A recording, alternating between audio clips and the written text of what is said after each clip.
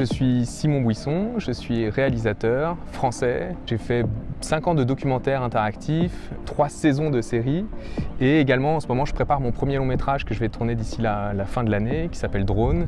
Je m'appelle Jean-Pech Chou, je suis étudiant en master ici en première année en système symbolique, donc intelligence artificielle, esprit humain. Je suis particulièrement passionné par les films et par tout type d'outils informatiques créatifs. Moi je suis là dans le cadre de la Villa Albertine, en Californie, donc de Los Angeles à San Francisco jusqu'à Stanford pour rencontrer Jean-Pech. Je cherche moi à écrire mon prochain film, à coécrire mon prochain film avec un algorithme, plus précisément avec un NLP, Natural Language Processing, qui me permet en interagissant avec lui de prolonger, de prédire la suite de l'histoire que j'ai envie d'écrire. Je travaille plus particulièrement sur un outil d'aide à la création d'histoires qui se base sur les tropes. C'est notamment un outil de NLP dont le but en fait est de générer de nouveaux tropes ou en tout cas de s'inspirer d'histoires existantes pour pour proposer de nouvelles histoires. Je pense que tous les deux on a cette vision que l'histoire elle est souvent pilier de la culture et donc souvent pilier de notre compréhension du monde et de notre personnalité, de qui on est. On a tous les deux envie d'explorer l'esprit humain tout simplement et la manière dont aujourd'hui les machines nous permettent d'explorer toutes ces questions. Plutôt que comprendre la machine, j'ai l'impression qu'on finit par comprendre comment marche le cerveau, la pensée. Je suis très curieux de voir si, au terme de cette expérimentation, ça va m'amener plus loin, de voir si cette machine peut me rendre peut-être plus rapide, peut-être plus profond, peut-être plus créatif. Je prends plus le parti de ces machines qui vont nous aider à avoir de nouvelles idées et à nous transcender d'une certaine manière, et notamment à travers les histoires.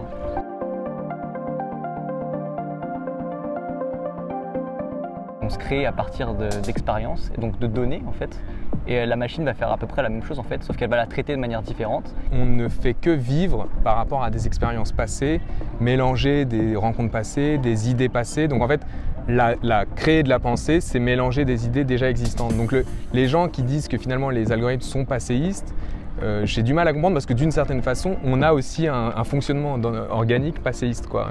Pour rendre le modèle vraiment plus intéressant, c'est ce que je suis en train de faire en ce moment, je suis en train de le fine-tuner, c'est-à-dire on entraîne le modèle avec une série de scénarios, en l'occurrence une centaine de films de cinéma américain, de Cronenberg à Hitchcock, des films que j'aime beaucoup. Et en fait, donc, le modèle, en s'entraînant sur ces films, va essayer de les copier, d'avoir leur ton, leur atmosphère, leur genre, et donc va permettre de créer des réponses qui sont beaucoup plus appropriées au film que j'ai envie de faire, quoi. Voilà. Deux personnes qui s'embrassent, si l'un d'entre eux garde ses yeux ouverts, nous intuitivement on va tout de suite se dire il y a cette personne qui garde ses yeux ouverts a un problème avec ce baiser, quelque chose le frustre dans ce baiser. Pour nous c'est extrêmement intuitif, notre cerveau cognitivement on se dit ok cette personne a un problème, la machine elle ne le sait pas du tout, pour elle que les yeux soient ouverts ou fermés ça ne fait pas de différence jusqu'à ce que tu lui dises. Et en fait l'ordinateur on va même pas lui donner la raison, on va simplement lui dire il y a un truc qui se passe et note-le quelque part.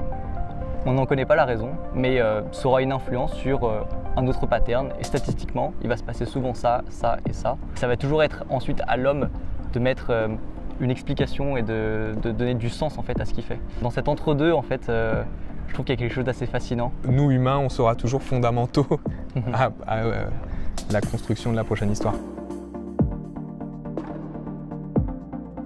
Ce qui me marque beaucoup ici, et c'est pour ça que le lien entre San Francisco et LA est hyper relevant, c'est que à LA, j'ai vraiment le côté cinéma très artistique, rencontrer des auteurs. Là où à SF, c'est plus le côté tech, c'est vraiment la Californie, quoi. Et je ne cesse de rencontrer des gens qui ça leur semble complètement intuitif et naturel de se dire tu veux écrire avec une machine, tu veux créer avec une machine. Enfin, là où en France, on me regarde toujours en me disant mais t'es fou, tu veux nous remplacer, tu vas détruire notre industrie.